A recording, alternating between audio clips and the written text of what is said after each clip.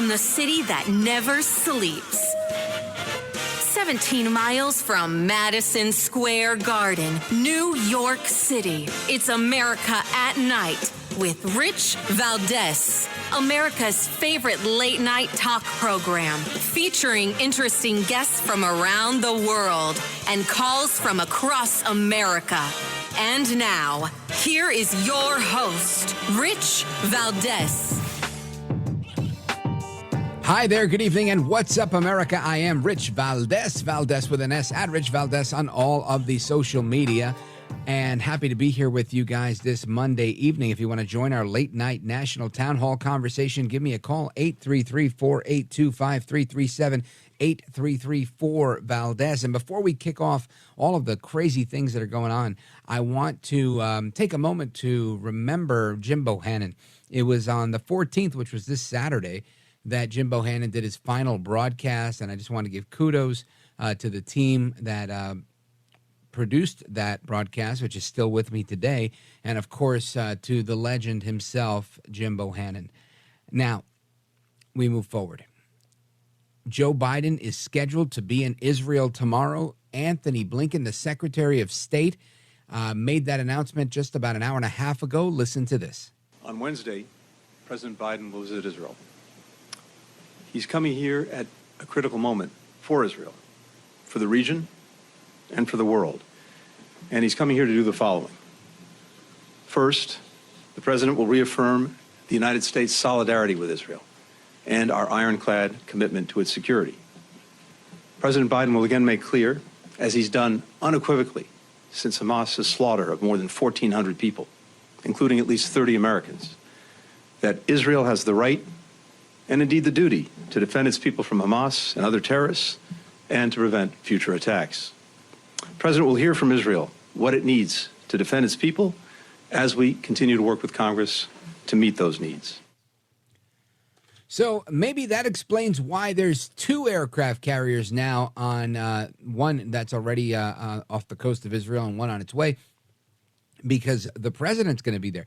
Now, listen, I understand the symbolism behind sending an aircraft carrier. It seems like, oh, wow, the Americans mean business. But does it really? Does it really? Because Biden hasn't said anything. He hasn't made any comments. Okay, now he's going to show up in Israel. Granted, this is his chance to say something, and that's probably better media coverage for him than doing it from the Oval Office, or maybe not. But I think the American people want to know where Joe Biden stands. He said a few things, even on 60 Minutes, and we have some audio of that stuff. We'll get to that in a little bit. But Biden seems to be telling one story. I think some of the rest of his administration is telling another story. I'm sure Biden's going to go there and say things like, look, we stand with Israel. I got hairy legs. Come on, man. But the reality is he really hasn't done a whole ton of anything. And in my opinion, he's created a lot of this problem. Now, listen, I'm not saying Biden's with Hamas. No, I'm not that crazy. But I will say that there's a ton of reports that Biden didn't do anything to slow down Hamas. There's reports of money that was sent to organizations that were affiliated with Hamas in the form of grants and whatnot. So, yes, if you do nothing when the bad guys are trying to get money and trying to grow and trying to amass power, you turn a blind eye, or if you even send a couple of bucks their way, then yes, you're doing something. If you know that Iran is funding these bad guys and you allow Iran to make, I don't know, was it $50 billion that they made off of oil sales, and you don't do anything to stop that, then yeah, I guess you're complicit. So whether it's his ignorance, his complicity, his failure, to me, they're all the same. Joe Biden should be impeached for this. He should be impeached for his role in the border. He should be, there's a number of things, not the least of which is being addressed by James Comer and the rest of the folks in Congress that are holding these hearings, and good for them for doing that. But I don't think the question is whether Biden's doing a good job or whether he should be impeached. The answer is no, he's doing a horrible job, and yes, he should be impeached. Point blank, right? It's pretty simple. The fact that he's now got 2,000 troops for potential deployment to the Middle East in support of Israel. I don't think Israel needs support right now. Again, I'm not a former general or anything, but we'll have one a little bit later. The reality to me is that Joe Biden is playing a game. He's doing what he thinks he needs to do, but he's doing what he feels like doing on the other side. And that's not cool. So we're going to talk about that. We're also going to talk about the speaker's race. McCarthy now says Jim Jordan likely has enough votes to win the speakership. Meanwhile, anti-Semitism across the globe continues. Christopher Wray made a dire warning. I think we might have audio of that warning. And the dire warning was that we can expect Hamas-style attacks on U.S. soil. Now, what's interesting here is that they're saying that these Hamas sleeper cells are amongst us. Most people with half a brain can realize that they either came on a plane and are overstaying their visas, or they came stealthily through the border. Because, again, 150 nations are sending people to this border. It's not just folks from Guatemala and El Salvador or Mexico, like many people think. It's actually not even Mexicans at all. They're just going by way of Mexico. But listen to this dire warning from FBI Director Wray. In this heightened environment, there's no question we're seeing an increase in reported threats, and we've got to be on the lookout, especially for lone actors who may take inspiration from recent events to commit violence of their own. So I'd encourage you to stay vigilant, because as the first line of defense, protecting our communities, you're often the first to see the signs that someone may be mobilizing to violence. I'd also ask you to continue sharing any intelligence or observations you may have. And on our end, we're committed to doing the same so that together we can safeguard our communities. So Christopher Wray wants to safeguard our communities. I really wish that I could trust this guy as far as I could throw him. The problem is so many things are questionable. Right? It makes you think, like, how real are these attacks? And I'm not trying to downplay it. I'm not saying they're crisis actors or any of that stuff. I'm not doing that. But what I am saying is there's always a threat against the United States. And, of course, if there's a conflict abroad, we should probably expect something here. So it makes sense that he makes this statement and he makes this warning. But to me, it sounds like he's from a position of loss, a deficit position, a position of fear. And I just don't feel safe and secure with him at the helm, to be frank with you. Somebody's telling me, listen, there's people here. We got to be whatever. Come on, bro. We've got to do better. We've got to do better. I'm going to have to come up with a name for Christopher Wray. I don't have one just yet. But we'll come up with one. But lamentably, the conflict continues in Israel, right? The conflict with Hamas. Hamas is still holding 199 hostages. And I'm just wondering, where's the focus on getting these hostages? Now, maybe Biden is running, the secret plan to get them back from the Situation Room. But to me, it seems like he's going to be on the ground in Israel tomorrow, so he's going to be traveling for a little bit. So I don't see if there's any secret plan going on. Now, of course, his talking heads were on television this weekend, and we'll get into that momentarily with the former U.S. Special Envoy for Anti-Semitism, Eli Cohen, and she's going to join us. We're going to dig into that a little bit on whether something's being done to get the hostages or not. And plus, I want to speak with you guys throughout the evening, 833-482-5337, 833-4-VALDEZ. This is America at Night with Rich Valdez.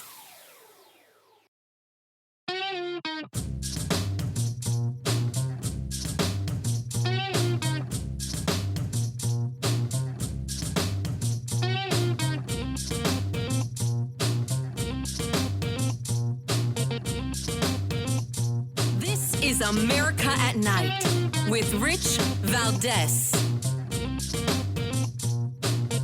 The President will continue to coordinate closely with our Israeli partners to secure the release of hostages taken by Hamas, including men, women, small children, Holocaust survivors, and American citizens, as an indispensable humanitarian effort.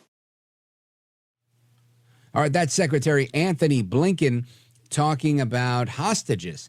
And when it comes to hostages, I think it's incredibly important right now that we get our people out all weekend long. And again, I'll call myself an innocent bystander here, right? I'm looking at articles, videos, all sorts of stuff that comes through my social media feeds of the Mexicans, other nations, bringing hundreds of their citizens out on airlifts, sending in the Air Force to get their citizens out of the country. My country, our country, we send a couple of aircraft carriers. We make a bunch of statements, but we haven't done anything to get these people out. And we've had people reporting live from the ground in Jerusalem saying, you know what?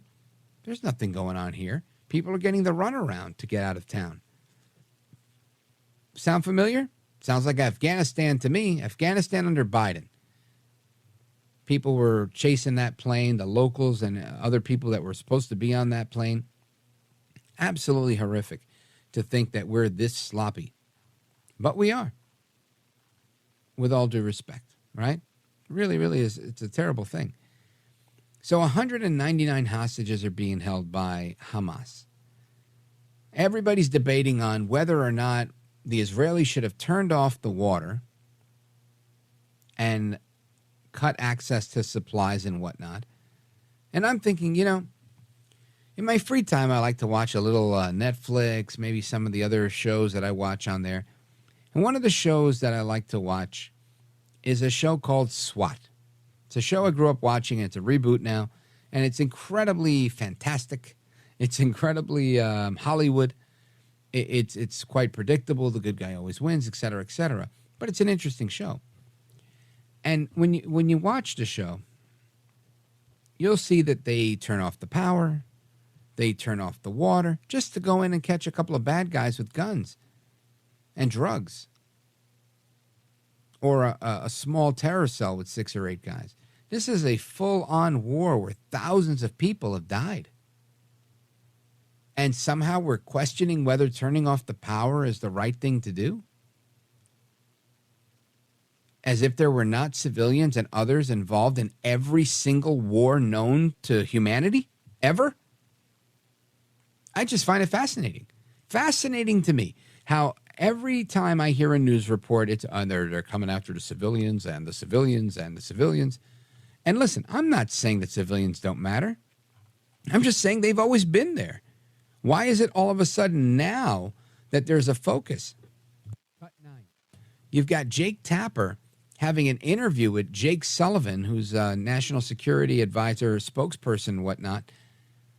And they have to get to this agreement in their conversation that civilians are civilians because Gaza needs water. You have to have water during war. Now, I'm not saying people should be deprived of water. I'm just saying in situations like this, Gaza, Hamas is in Gaza, and they've taken nearly 200 people hostage.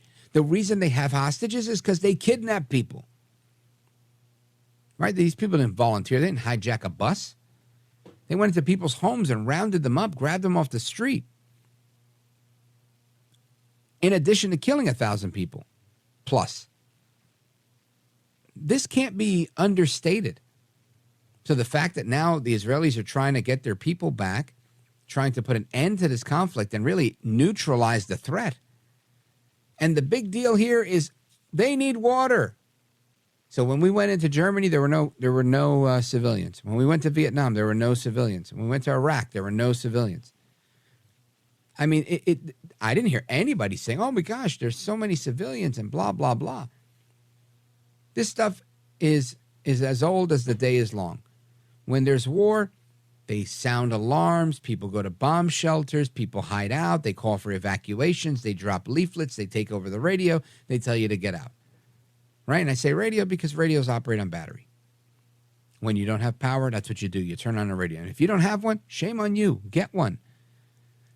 Anyway, I want you to hear Jake Tapper in a conversation he had with Jake Sullivan on CNN just yesterday, where the focus here is on civilians in Gaza and they need water. And I'm not saying they don't, but I am saying, where's this coming from? Since when do we analyze war from the perspective of, well, you know, these people need water there. They got to get to work. Got to keep the buses running. You know, keep the subway going or whatever train system you might have, any rail system. I mean, where do we They've been told to listen, I realize getting rid of 1 million people, getting them to evacuate is not going to happen. I also realize the Israelis have been bombing for several days, targeted strikes, trying to go after Hamas. They're not trying to go after civilians. We know that Hamas likes to surround themselves with women, children, and other civilians in hospitals and schools and mosques to protect themselves like the cowards that they are. But the conversation here, it's about water. Listen to this. Israel is not Russia. Gaza is not Ukraine. It's a different situation. But cutting off supplies, cutting off heat, cutting off water to civilians, what's the difference? Well, first, thank you for saying that Israel is not Russia, because Israel is not Russia. Second, civilians are civilians, before, Jake. We are in civilians constant are civilians. contact. Yes, absolutely. So, I just want to jump in here.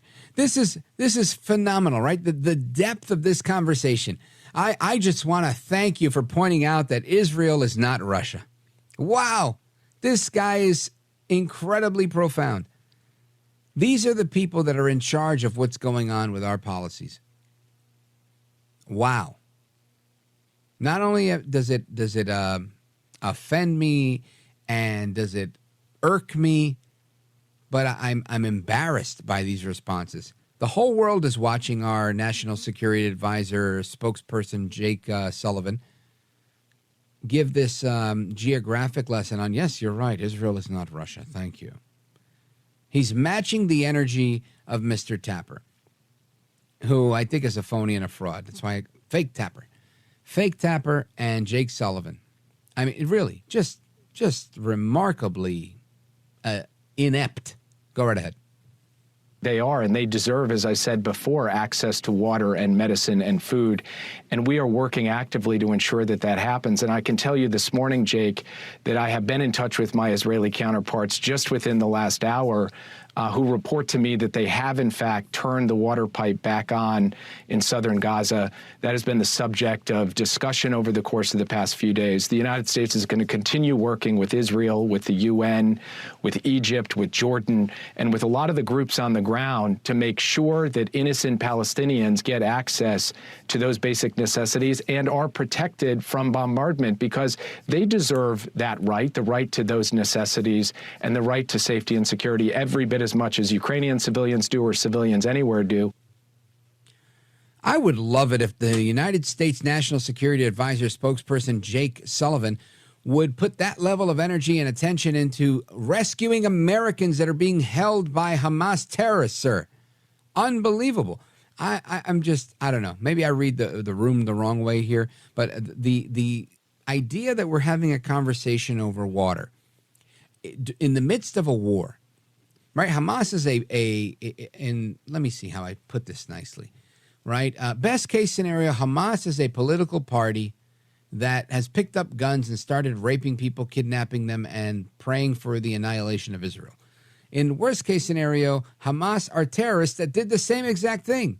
And our focus here is on water.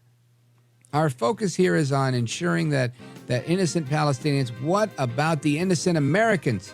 What about the nearly 200 people being held captive? What about these little Israeli kids that I keep seeing on social media? Babies, year old, 2 years old, being held hostage.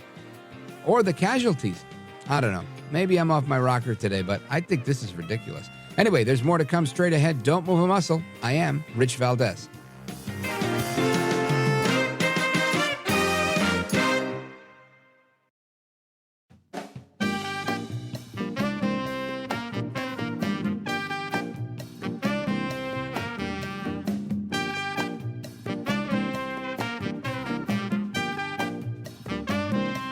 By the way, your ratings are up. Congratulations. I had somebody. It's always nice to check. I like to see, even if they're friends, I like to see how are they doing. Are people listening, right? That's but right. You're doing great. America at Night with Rich Valdez. All right, amigos, welcome back. And one of the presidential candidates, the governor of Florida, Ron DeSantis, who has not accepted an invitation on this program as of yet, but has an open invitation to do so, was on, he was at an event on Saturday, and he said, and he took fire for this, We cannot accept people from Gaza into this country. Boy, oh boy, what did he say that for? Man, did he get in a world of hurt. But I want you to hear what he had to say. Go right ahead. Also, I will say, and I don't know what Biden's going to do, but we cannot accept people from Gaza into this country as refugees. I am not going to do that. If you look at how they behave, not all of them are Hamas, but they are all anti-Semitic. None of them believe in Israel's right to exist. None of the Arab states are willing to take, any of them. The Arab states should be taking them if you have refugees. You don't fly people and import them into the United States of America. So we're going to be very strong on that. And I think about our country, you see these demonstrations supporting Hamas in the United States of America. How did we get to the point where people are out there doing that? You get reports of babies being murdered, all this other stuff, and your first instinct is to go out and praise the terrorists who perpetrated that. You have students at Harvard signing letters praising Hamas for doing it. We've got some serious problems in this country. We've allowed a lot of these problems to fester, but my view is very simple. If you don't like this country, if you hate America, you should not come to this country. We've got to start being smart about this. So that's Ron DeSantis, and kudos to him. I think he's making a fair case. Listen, I would say you can't let anybody in from anywhere. Right now, you've got to shut the border down. We're at max capacity. We've gone over capacity 6-7 times already. We typically allow 1 million people a year as a courtesy out of the goodness of our hearts, whatever it is, right? Trying to help people. I get it. Listen, you need immigration to some degree, right? Some of the best doctors aren't American. Some of the best engineers aren't American. Great. You bring them in where there's a need, where it's meritorious. But you also have to have compassion. So if somebody's losing their shirt somewhere, then great, fantastic. But ultimately, you can't put the needs of others before you. You can't put your kids out to give, your kid's bedroom to somebody who's homeless, right? You just can't do that. I mean, forgive me for saying that, but I think that's a reality of life. However, DeSantis makes this comment and he gets into a lot of trouble. And something that he said in there was 100% right. He said, you got all these videos, you hear about babies being beheaded, you hear about people at these protests celebrating Hamas. And there was a clip, I think I might have played it or at least mentioned it on Friday, of an activist in Philadelphia. And this guy grabs a megaphone, a microphone, and he's there at one of these pro-Hamas rallies. And he makes no bones about how he feels. He lets everybody know Hamas did a job well done. Now, this happened about 8 days ago when this originally started, or close to it. But he says he applauds them. He's proud of Hamas for what they did. We're talking about slaughter. And again, he's, I believe, a Black Lives Matter activist. And they quickly put out the Black Lives Matter fist, which was similar to the fist back in the days that the Black Panthers and other radical Marxist groups used. And this fist had a parachute attached to it, meaning they supported the I don't know what those are called, hang gliders that they used to fly over the fence to get into this music festival to start slaughtering all these kids. I mean, absolute crazy stuff. But I want you to listen to this one activist in Philly as he tells us how he really feels. To Hamas for a job well done. When they woke up in the morning and they found the field hands in the house with a knife ready to cut their throats. I was late to the news, but when I heard it, I smiled. I don't want to hear that 250 innocent Israelis are dead. Again, I swear, I salute Hamas. A job well done. So now people are going to say, well, Rich Valdez, you are cherry picking your audio.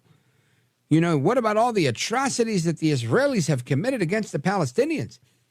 What about it? I want to talk about this particular atrocity. I want to talk about this particular clown, this particular pendejo in Philadelphia, because this is, to me, so emblematic of the problem. What does this man, listen, I have no dog in this fight. I want to see everybody live and do well. I believe that Israel is an ally of the United States. I think that they have a right to exist, and they should not be targeted for extinction and genocide, right? Because that's literally what Hamas has put in their charter. We had a discussion with Dr. Zudi Jasser, and he explained that very clearly, that in the Hamas charter, the formation of their organization as a political party or as a terrorist organization or whatever, they call for the end of Israel, wipe them off the map. So now we have Americans that are rallying, and again, free speech all day long. You say something, I'll say something. Whoever's got the better something will hopefully reach the most ears. But let's just look at the things that he said. I want to applaud Hamas for a job well done. When they woke up, they had people with a knife to their throat ready to slit their effing throats. Play the audio one more time. To Hamas for a job well done. When they woke up in the morning and they found the field hands in the house with a knife ready to cut their throats. I was late to the news, but when I heard it, I smiled. I don't want to hear that 250 innocent Israelis are dead. Again, I swear, I salute Hamas. A job well done. Well, there you go. There's not much I can add to that. This guy is a lunatic. And there's lunatics like him that are actually killing children, raping children, kidnapping the elderly, kidnapping the innocent in the name of whatever holy war they're launching, just because they hate the fact that Israel exists. Now, there's plenty of people out there that will tell you, no, this is about the Israeli occupation. This is about the settlers. This is about the unfair treatment and the constant encroaching of their territory. I'm not saying that any of those things aren't true.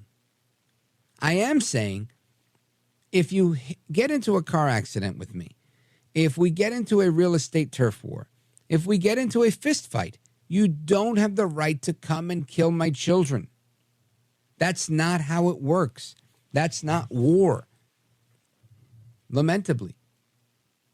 That's why there's rules for war. Honor amongst thieves, if you will. You don't get to do that. This is barbaric, crazy, sick stuff. Very, very sick stuff that's going on here. And then we're going to hold the hostages and use them as human shields from a hospital, from a mosque. Just imagine if the Americans did something like that. Just imagine if the Israelis did something like that. Somehow, somewhere, somebody would probably blame Trump and everybody else, right? They'd say, oh, this is the extremist MAGA Republicans. These people are messed up. And there's people out there that have sympathy saying, no, because they've been bullied and they don't know what else to do. I'm not going to condone the killing of children. But, I mean, at some point, these people are going to blow up. So, again, while you can say that you're not going to condone it, you're condoning it.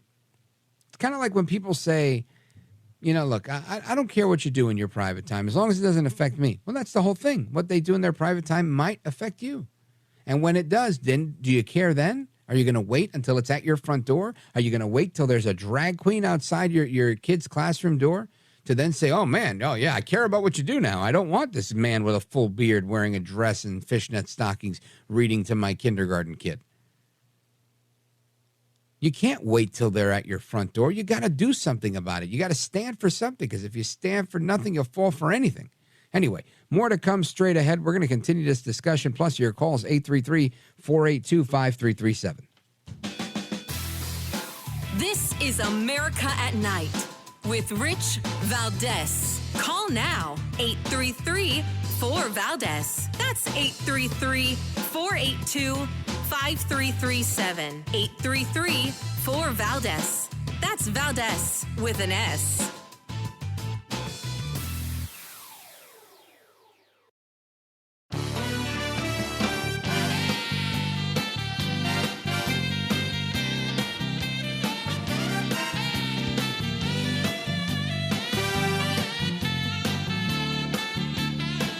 America at Night with Rich Valdez. All right, familia, welcome back, amigos. We're continuing our conversation with you guys. And we're going to go to the phones. We're going to go to Kevin. And he's in Gravois Mills, Missouri. What's the radio station there? KRMS. Kevin, welcome. You're on with Rich Valdez. Go right ahead. Yes, sir. I don't understand how people are even talking about collateral damage with turning off the water, the lights, and all this and that after the atrocities that they committed against Israel. I just don't understand it, bro. I don't get it either. I honestly don't. It's almost like a foreign concept. That's how you know it's propaganda, it's BS, it's fake, it's phony, and it's fraud. These people, every war ever operates this way, right? I mean, just imagine we use that same philosophy and go, I don't understand how these criminals in New York City are, they're mugging old ladies. What if in the middle of their mugging, they hurt somebody else when they do a drive-by shooting in Chicago? Oh my gosh, the collateral damage. Nobody seems to give a damn about any of those things, but all of a sudden now, and again, I'm not saying their lives are worth any less. I'm saying your argument, not yours, sir, but the argument that the left is making, the left within the media, Jake Tapper, fake Tapper in particular, he's full of it, totally full of it, Kevin. Believe it. I couldn't believe it.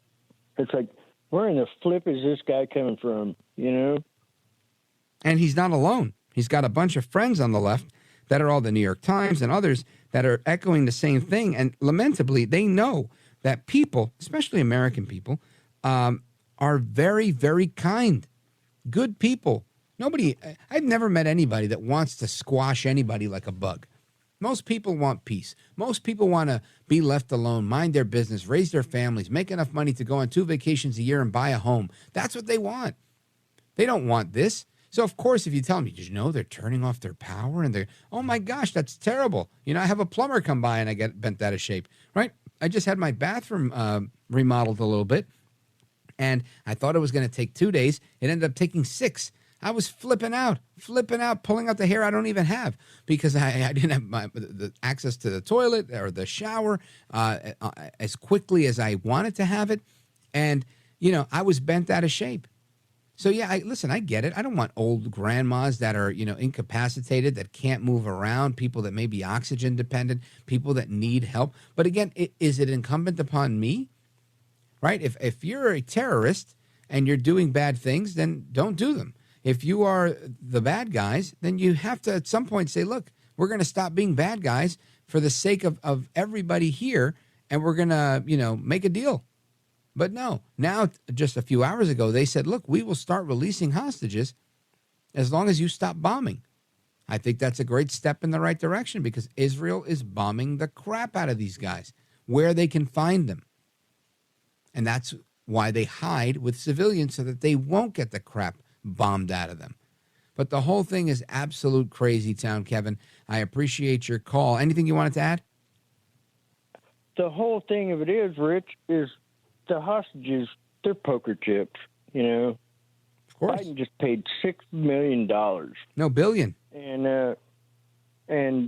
that's going to be the new price tag, So, well, thankfully, he put a hold on that money leaving Qatar. But again, it's not like Qatar is our best friend either. The whole thing is very stupid, ugly, and bad. I can't think of more simple adjectives I could use. This is a bad situation that Biden made worse. That's a fact. That's just a simple fact. His lack of leadership, the lack of American might being there, has put the Israelis in harm's way and emboldened the Iranians and their proxy Hamas to go out there and commit these atrocities. Don't go anywhere. Don't move a muscle. Coming right back to your calls. 833-482-5337. 833-4-VALDEZ. This is America at Night with Rich Valdez.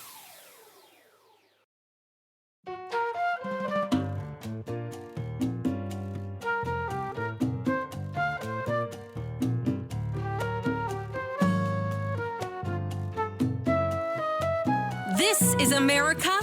This is Night. This is Rich Valdez. All right, familia, welcome back, amigos. We continue with your calls, 833-482-5337, 833-4-Valdez. And let us go to Akron, Ohio, WNIR, checking with Tom. Tom, you're on with Rich Valdez. Go right ahead.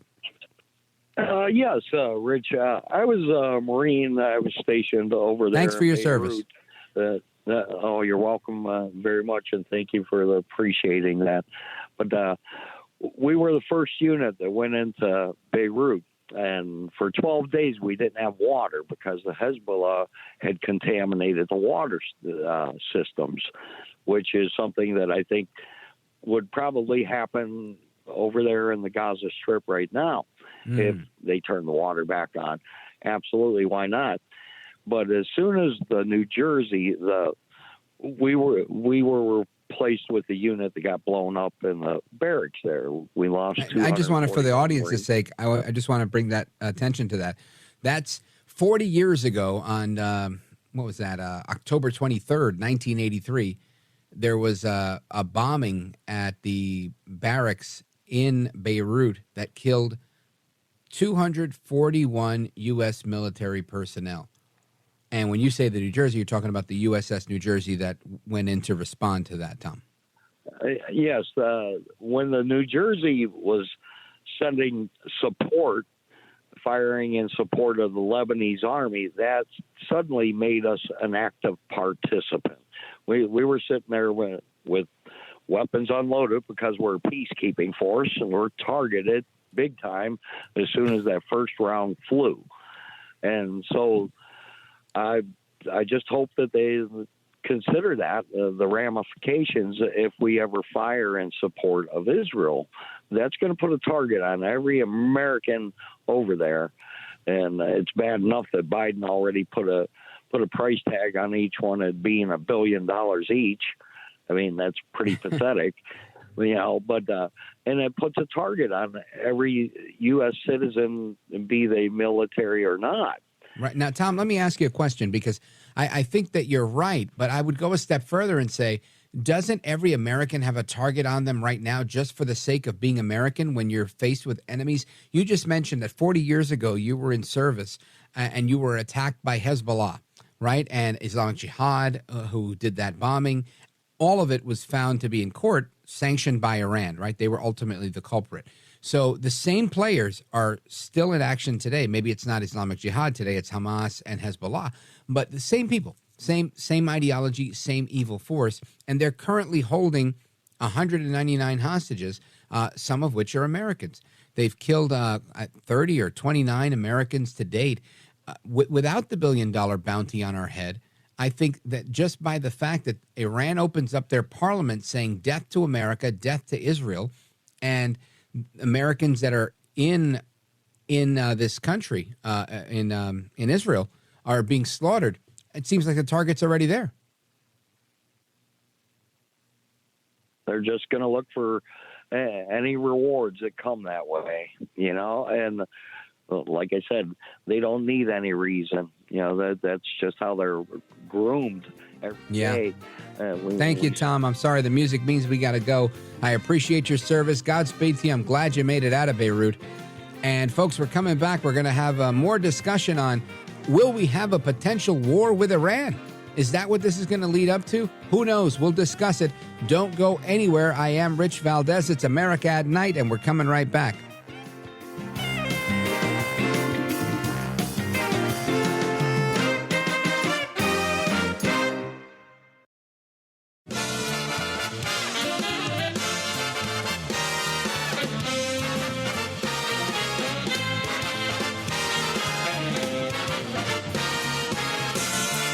Live from the city that never sleeps.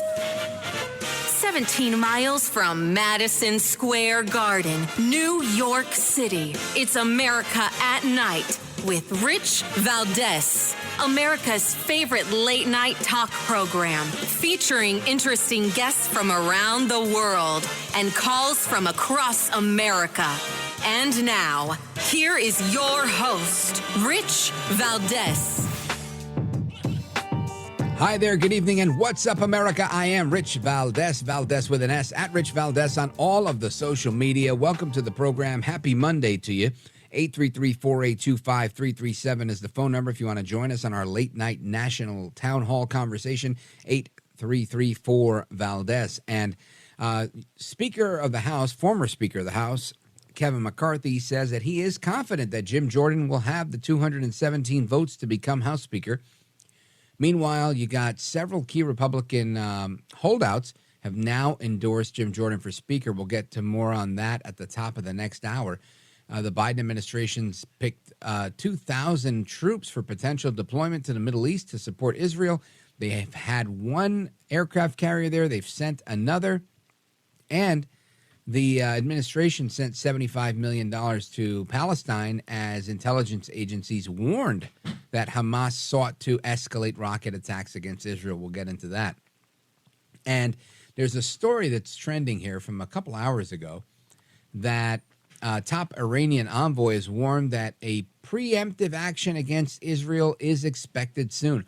Iranian Foreign Minister Hossein Amir, I don't mean to insult him, I just didn't know how to say it, Amir Bodahalian, on Monday warned that preemptive action against Israel could be expected in the coming hours due to its bombing of Gaza, according to Iranian state TV.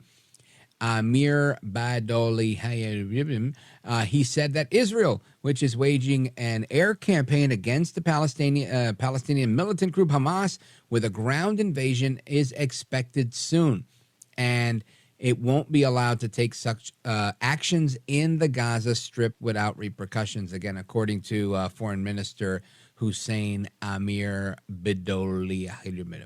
So that's the story there. And I'm wondering, is war with Iran imminent, or is it avoidable? I don't have the answer to that, but someone who understands this better than me is Major General Bob Dees, U.S. Army, served for 31 years in the U.S. Army with a wide variety of command and staff positions, including commander of the U.S.-Israeli Combined Task Force for Missile Defense. He now runs the National Center for Healthy Veterans in Virginia, and he's with us now. General, welcome, sir. Rich, good to be with you. My pleasure. Thanks for being with us tonight. There's a lot to discuss here. So this news that Iran is potentially going to have a preemptive strike, which, I mean, how much more preemptive can it be with Hamas already striking? But what are your thoughts on that? Yeah, well, I think I would expect Iran to say this, whether they plan on doing it or not, just because there's a very active information warfare along with this whole campaign. I think my thought, Rich, is that leadership makes a difference. And so U.S. deterrence and other Middle Eastern nations speaking out would assist in deterring Iran from their involvement. You know, if they think there's going to be a high price to pay, either from the U.S. or from others or from Israeli nukes, then I think their preemptive action might be deterred. But one doesn't know. They've done some crazy things thus far. Now, General, and I don't disagree with you. Matter of fact, I mean, just a quick aside, during the commercial break, I spoke briefly with my daughter. She's 18 years old, and she's telling me that all her friends think she's crazy because she thinks that Israel is just defending their right to exist. And all her friends told her that she's wrong for not being with the hashtag Free Palestine movement. And when you say that information warfare is a key component of this, you're not kidding. I mean, this is happening with people that have no stake in the game, right? Just American teenagers that are being subjected to this on social media. So you're 100% right when you're talking about the information warfare part of this. But what I find interesting, yep, that's for sure. Yeah, and I don't mean to cut you off. I just wanted to set this up go ahead. So that you could hear it. There's a clip from President Biden. He was on 60 Minutes yesterday, and he says that there's no evidence that Iran was involved in this. Listen to this. There's limited fighting already on the northern Israeli border, and I wonder, what is your message to Hezbollah and its backer, Iran? Don't come across the border. Don't escalate this war. That's right. Is Iran behind the Gaza war? I don't want to get into classified information, but to be very blunt with you, there is no clear evidence of that. At this point, no evidence that Iran is behind any of this. Correct. Now, Iran constantly supports Hamas and Hezbollah. I don't mean that. But in terms of did they have foreknowledge? Did they help plan the attack? There's no evidence of that at this point. Now, that's President Biden on with Scott Pelley. But I want to play one more audio real quick because this is a juxtaposition of these two sentiments, right? Admiral John Kirby, who's with the Biden administration and a spokesperson, he says, well, of course Iran was complicit in the Hamas attack. And he said that on Fox News Sunday. So, one's on 60 Minutes, the other one's on Fox News Sunday, and they don't seem to have their story straight. Listen to this. Washington Post says this, even if you don't see the direct link yet. They quote a Western intelligence official saying, if you train people on how to use weapons, you expect them to eventually use them. Does the White House need a direct link on this specific attack to hold Iran in some way accountable? Well, of course, Iran is broadly complicit here. And of course, the resourcing and training they've given to Hamas has obviously helped Hamas function and be able to conduct the terrorist attacks that they have been able to conduct. We have held Iran accountable. So that's Admiral John Kirby. General, I turn to you and I say, we've got Biden saying, don't. There's no clear evidence. And we've got John Kirby saying, well, of course Iran was complicit. What is the story here? Well, you're correct, Rich. They're not speaking with one voice. I think Biden's rendition is implausible. Just a little historical context. In 2002, I was involved with Israeli Special Operations. They took down a ship in the Red Sea, turned out to be Iranian with an Iranian crew, and they unloaded all the weaponry that was to be delivered through the Mediterranean in these high-tech shipping containers. They would float 10 feet under the water. Gaza's fishermen would come out, net them, put them in caves underneath, and then the rockets be headed to Israel the next day. The point with that was that the Shia and the Sunni were, for the first time we knew, there was a smoking gun, collaborating with one another against Israel. And so this Iranian collaboration with Hamas and with other terrorist organizations has been going on for decades. This is nothing new. And for President Biden to suggest that there's no connection is really implausible. But secondly, you mentioned that Kirby there said we have held Iran accountable. Well, how is that? I'm not seeing that, Rich. Right. They're saying they're waging war. And, just for the sake of the audience, I want to say, General, you sound like you're very knowledgeable on this, and you were there, you were in Israel, you're part of this task force with the American Army and whatnot. You have expertise that I don't have, and that's why I wanted you to be here. But I don't know your politics, and I don't know you. But based on your experience, has it ever been true that the Israelis called for the extermination or a genocide of their neighbors? No, I've never heard that. I've never once heard that. I've interacted with them a lot. I've heard it many times from the other side, though. Me too. And that's all I hear. And, I'm still shocked. And it's rare that I get shocked. I consume news like people breathe. And I'm always shocked when I hear the audio clips or the video clips of Iranian parliament opening and them chanting death to America, death to Israel. And I think, imagine if we opened Congress that way. We open it with a prayer. And I don't think it makes us any holier than thou, but I think it makes us sane. And I think it makes them insane. And I think that the fact that this gets lost on so many people that are looking at this conflict today, and people are crying about water, and I'm not trying to be insensitive, but I just feel like there is such an information war going on right now for the hearts and minds of American people, and it is surprising to me. Oh, I agree with you, Rich. You've seen the protest on college campuses. The refrain that says Palestine from the river to the sea, that directly refers to elimination of Israel totally, and a Palestinian decimation of Israel. That's what that whole thing does when they chant it in Iran, or when they chant it in Palestine, and then when they chant the same thing on American universities, whether they know it or not, they are asking for the death of Israel. Interesting analysis. We're going to continue with Major General Bob Dees, retired U.S. Army, and he was the commander of the U.S.-Israeli Combined Task Force, for missile defense.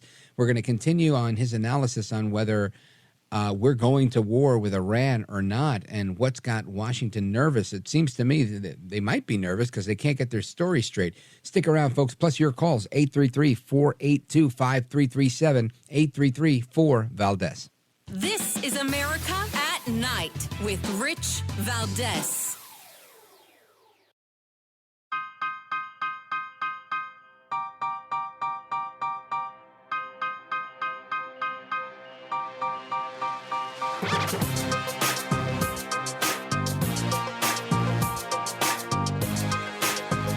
This is America at Night with Rich Valdez.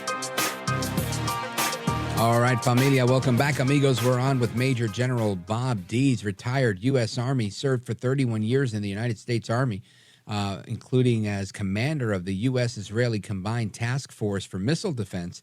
He now runs the National Center for Healthy Veterans in Virginia.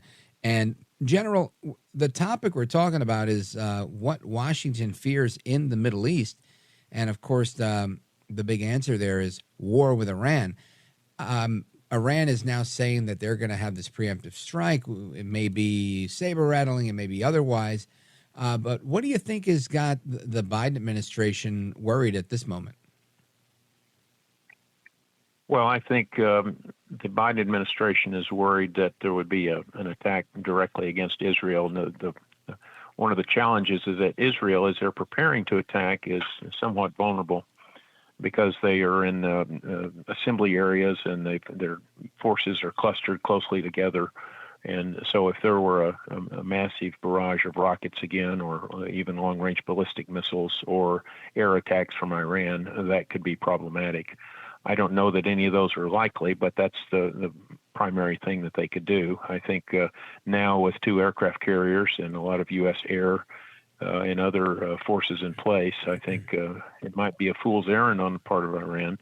And they, like as I mentioned in our earlier segment, you know, Israel does have nuclear capability. They would be loath to use it, but if their very existence is at risk, and if they have attacks from Hezbollah and dealing with Hamas mop up, and then something from Iran and perhaps other Arab nations, then it's clear that Israel would need to use whatever means available and not just depend upon U.S. in that case. Now, I got 2 questions for you, General. Number one is, sure. We've been hearing that the IDF is making advances to start a ground defensive against the folks, the Hamas terrorists in Gaza, and they've been dropping the leaflets saying, get out of here, calling for evacuations, and there's been a lot of rhetoric going back and forth, but they've only just started to encroach on this, and they've just been doing some aerial bombing. Do you feel that, why is, I guess to me as a bystander, I've never been a general, not even on the radio, why is it taking so long? Like, why didn't they go in there and blow everything up right away? Right. Well, I think this is a tension between trying to get the right intelligence, figure out where hostages may be, versus just going in blindly. So there is a need for speed because human life is at risk, those that have been captured. But this is a very complex operation, and they don't know the degree to which there may be not just booby traps and things like that for the troops, but major challenges for major force movements. There could be chemical operations, or there could be other things. There could be rocket boxes that are held to go against Israeli forces when they get crunched up as they go through the front lines. There could be all sorts of options, and so a commander has to be judicious. You can't be foolhardy at a time like this, because when you're putting your soldiers at risk, you want to set the conditions with intelligence, with logistics, with they're probably, or I know they have been doing some spoiling attacks. Those spoiling attacks assist in gaining information where lanes are through the rubble and so forth. So there's a great complexity that goes with it. And also, I think the Israelis, they recognize they need to get some of these refugees out of the way, not just out of a compassionate, but also out of pragmatic. Right. You get more refugees out of Dodge, then you sort of know who the enemy is much more clearly. Right, and I guess it gives them a lot less opportunity to use human shields and whatnot. And that has been, I think, Hamas's MO from the very beginning.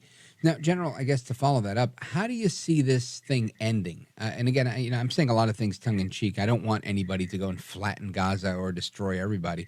I'm just wondering, I realize that it is complex and that if you've got bad guys that are hiding in hospitals, hiding in mosques, hiding in schools, Egypt is not allowing anybody to cross the border. It's difficult to evacuate 1 point whatever million people that are there. This becomes incredibly difficult, and it's hard to identify, and they have these tunnels and whatnot, and they're going to take the hostages with them if that's their MO. How do you do something like this? Well, this is a marathon, not a sprint. You have to do it deliberately. They'll have to go house by house, block by block, tunnel by tunnel, trying to find these hostages and also trying to eliminate Hamas capability and leadership.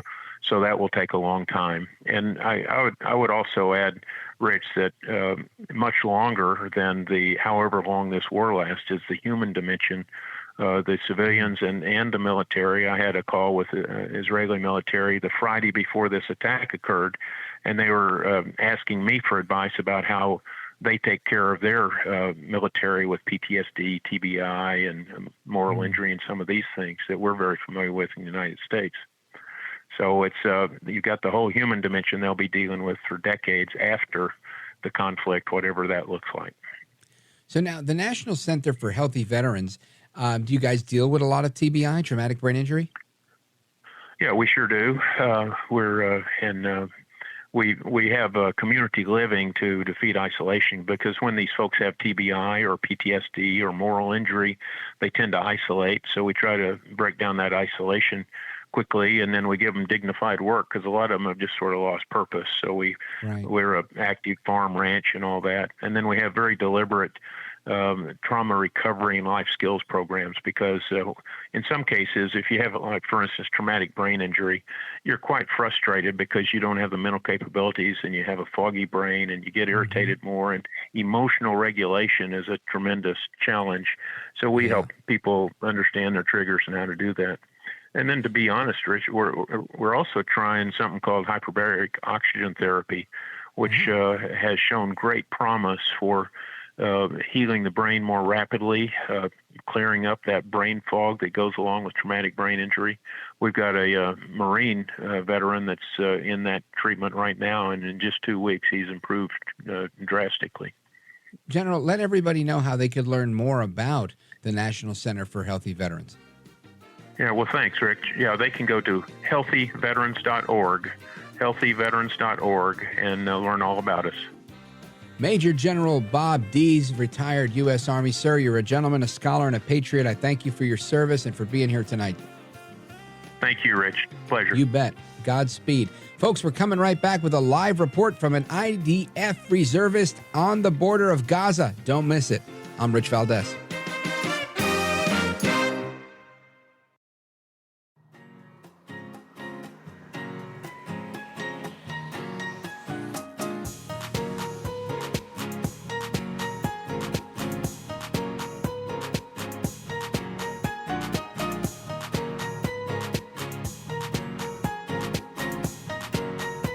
Mr. Call Screener, who is a budding radio star, by the way. Richie Valdez is terrific. This is America at Night with Rich Valdez. All right, familia, welcome back, amigos. We're scheduled to have a conversation with Raz Shmilovich. He is an Israeli Army reservist with the IDF, the Israeli Defense Forces, and he is at the border in Gaza. Scheduled to give us a live report, but as you might imagine, things might be out of hand over there, so the connection is not secure just yet. As we are able to get him, we will, hoping that he's all right and he's well.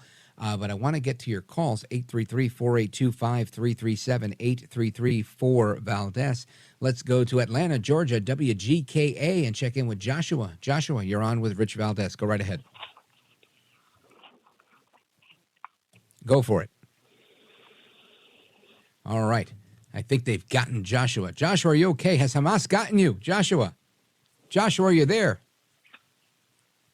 Joshua's not there. I hope that you're all right, Joshua.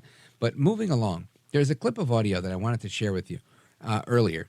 And again, it was along the lines of Jake Tapper with his commentary on the water situation in Gaza. But he was talking about the Israelis bombing the crap out of Gaza as if it doesn't seem like hostages are a priority. So I want you to listen to Jake Tapper in conversation with NSA spokesperson Jake Sullivan on CNN yesterday, where he's making the case that, the Israelis are just having a field day with bombing the crap out of Gaza and kind of de-emphasizing the fact that there are hostages there. Listen to this. Is rescuing the hostages a priority at all? I mean, Israeli news media like Haaretz, they say it doesn't seem like it at all. And frankly, Jake, if my kids were being held hostage in Gaza, and as you know, there are Americans being held hostage in Gaza right now, I'd want you to send in the Navy SEALs. What's the conversation like in the White House about the U.S. conducting any sort of operations in order to save Americans being held hostage in Gaza? Well, the president has been very clear that he has no higher priority than getting Americans back safe, Americans who are being held hostage by Hamas. The Israelis are bombing the crap out of Gaza, Jake. I mean, it doesn't seem like saving the hostages are a priority at all right now. Well, for President Biden, they are a priority. They're the highest possible priority, and he has sent hostage experts to coordinate and consult with the Israeli government on hostage recovery efforts. He's also made sure that our diplomats are in touch with third countries in the region to explore avenues for their safe release. So, to me, what angers me or disappoints me is the lack of honesty. And again, Jake Sullivan's going to answer whatever he's got to do to toe his political line. And Jake Tapper, in this tale of two Jakes, is asking questions as if there's something wrong with getting attacked and defending yourself. Right? I believe that is how it works, right? If the Japanese sent kamikaze pilots into Hawaii and we got them back. I believe that's correct. It's accurate. It's the right thing to do. That's just my thought. Maybe you think I'm a neocon warhawk. Feel free. But I think that's what you do. You don't just sit there and go, well, listen, you shouldn't have done that. That wasn't very nice. Why are you attacking us? That is so wrong. No, you don't do that. You're walking down the street and somebody punches you in the face. You don't go, excuse me, sir, why did you just hit me? What is wrong with you? No, you don't do that. You hit them back. You make sure they don't hit you again. I mean, that's. I think it's a human nature response, I would suspect. I guess some people are different. But when it comes to your protection of a nation state that you've been entrusted to protect, i.e. America, Jake Sullivan, Joe Biden, John Kirby, you've got to do the right thing. Now, I don't believe they're doing the right thing. I think they're screwing this up. And the president of Israel, he was also on CNN, and he was describing how the Hamas terrorists actually have manuals, a how-to book on how to torture and kidnap. Yeah, it's hard to believe, but this is the way they're doing it. And the only reason I believe it, I've seen this stuff here in America. I've seen them with the bomb-making kits because, if they won't listen to you, then peaceful protest, resistance, make a bomb and bomb a federal building, right? I'm not old enough to remember that stuff, but I've seen plenty of the history and interviewed a lot of people. And the Weather Underground, the Weathermen, all sorts of domestic terrorists, thought of themselves as freedom fighters and protesters. And I've seen it happen time and again. When you had that same group, the Puerto Rican nationalists that went into the halls of Congress in 1954, Lolita Lebron was the head of that. And, some Puerto Ricans today celebrate her as a hero and others condemn her as a terrorist. The jury's out. And it's the same thing that we're seeing here. Some people think this is the right thing to do. Others think it's not. But again, Israeli President Isaac Herzog, he described this. Listen to this. I'll show you another example. This was found on the body of one of the terrorists. This is a booklet. Okay, this booklet is instruction guide how to go into a civilian premises, into a kibbutz, a city, a moshav, how to break in. And first thing, what do you do when you find the citizens? You torture them. This is the booklet. It says exactly how to torture them, how to abduct them, how to kidnap them. So therefore, the story is not Israel versus Palestinians or Judaism versus Islam, God forbid. The story is about humanity. Are we with the good or are we with evil? That's where humanity should stand. And the battle that we are carrying out now as a nation, rising up as a lion, is against evil. And we will uproot evil so that there will be good for the entire region and the world. That's Isaac Herzog, president of Israel, on CNN, explaining how they do this. And I've got to say, this is very distressing to me, right? Perhaps you think, like the guy from Philly who says, this is great. I want to applaud Hamas. I think they did a great job. Put a smile on my face. There are some sick people out there. Anyway, I want to get to your calls momentarily. But before I do, I want you to hear Peter Lerner. He is a spokesperson for the Israeli Defense Forces. He was on CNN today explaining what's happening to kids in Gaza and who's responsible for it. Listen to this. What is happening to the children of Gaza is, it's just heartbreaking. But ultimately, the responsibility lies with Hamas and what they've done to the Gaza Strip. They have, they've been terrible to the people of Gaza. They've let them down miserably.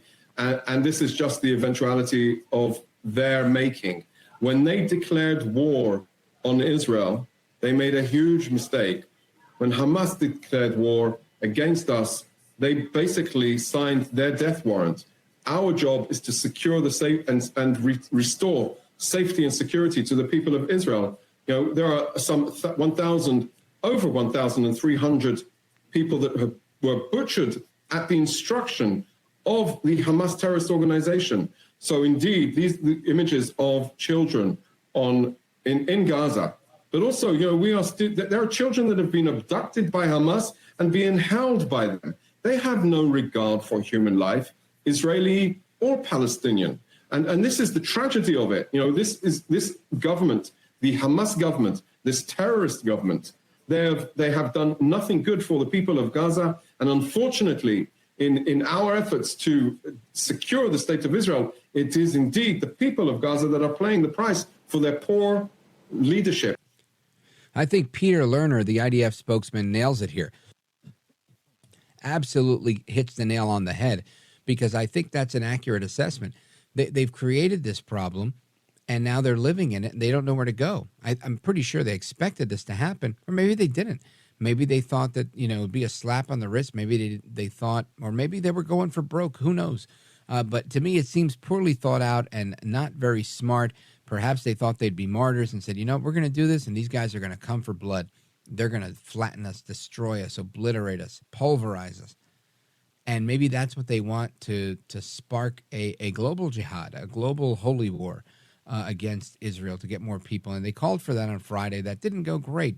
I mean, there were some instances, and again, Christopher Wray, the director of the FBI, he came out saying we were expecting homegrown attacks, whatever and whatnot, on our soil. There was a shooting, I think it was earlier today or just yesterday, in Europe, where some Hamas sympathizers chased down some people and just shot them in broad daylight inside of a store. It was crazy stuff as part of the Day of Global Jihad that they were calling for on Friday. All I could say is this doesn't seem like it's going to get better until it gets a little worse. That's my thought. I don't know. Maybe you disagree. Maybe you agree. Let me know. 833-482-5337. 833-4-VALDEZ. This is America at Night with Rich Valdez. Call now, 833-4-VALDEZ. That's 833-482-5337. 833-4-VALDEZ. That's Valdez with an S.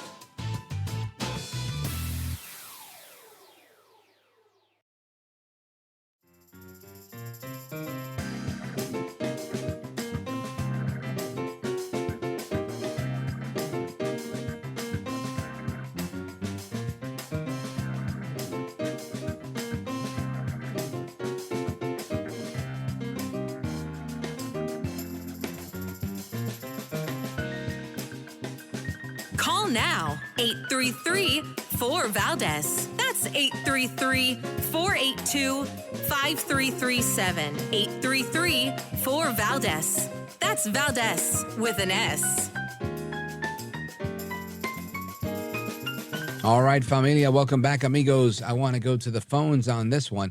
833-482-5337, 833-4-VALDEZ. Let's go to Sebring, Florida, WWTK, and check in with Andrew. Andrew, you're on with Rich Valdez. Go right ahead.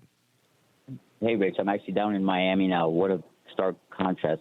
But love Miami. Events, sir, oh, man. With this current events right now, though, I feel strongly that we're taking the current situation and using it as just a quick summary of what's going on. There's so much at play here that nobody's talking about. There's so much backstory. This stuff goes back to, biblical stuff if you think about it. Sure. And a lot of it is being missed. Okay, sure. Baby, what would you like to point out?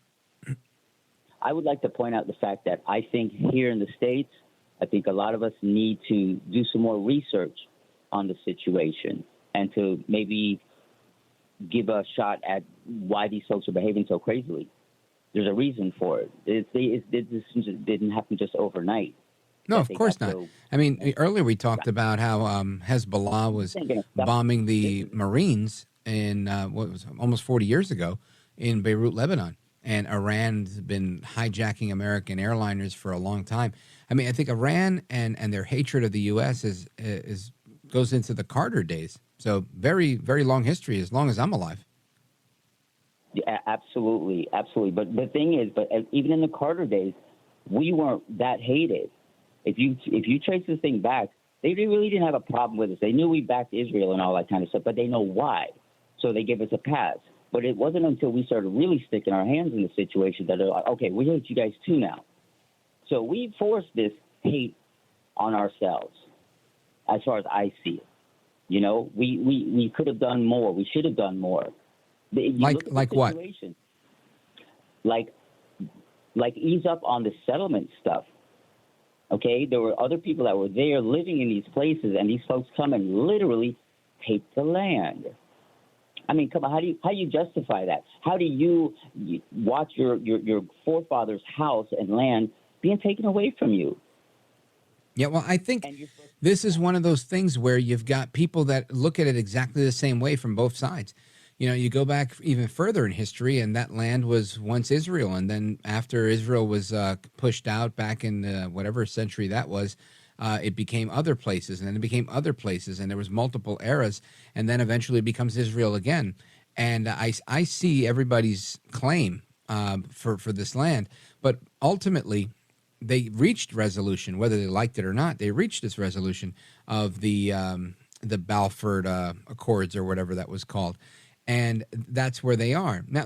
Even if this settlement argument that we got squatters, they're taking over our land, they're not treating us right, they don't let us in and out, all understandable. I can understand that.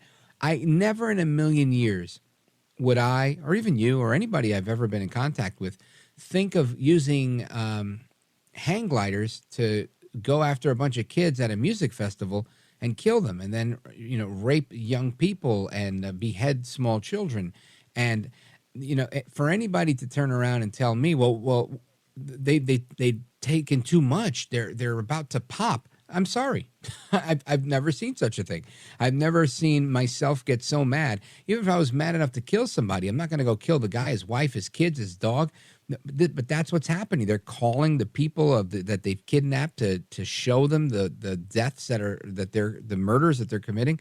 To me, one has nothing to do with the other. If you have a dispute over real estate, a dispute over where a property line is, a dispute over, hey, you stole my house, I want my house back, yeah, that's enough to go shoot somebody. But in my opinion, you don't go and do this mass assault where you kill 40 little kids, you're getting old people, you're kidnapping people, and you're holding 199 hostages right now.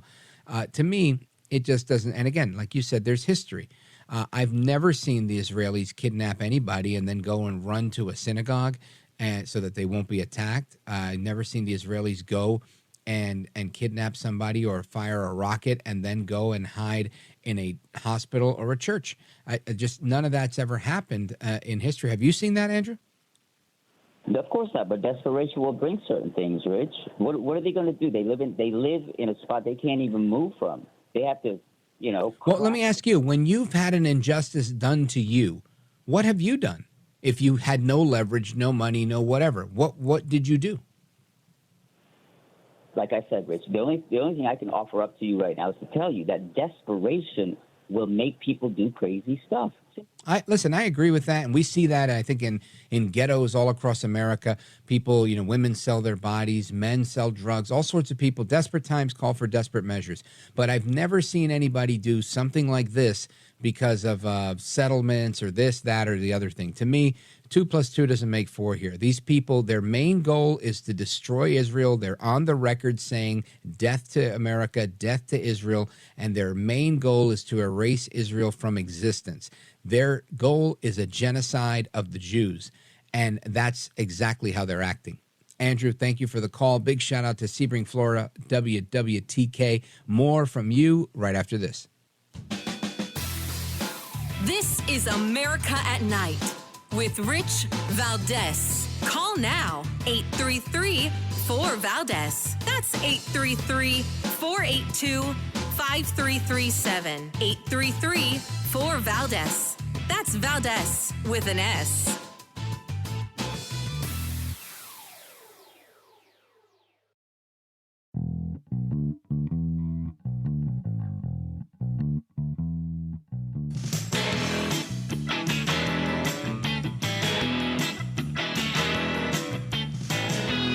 This is America at Night with Rich Valdez.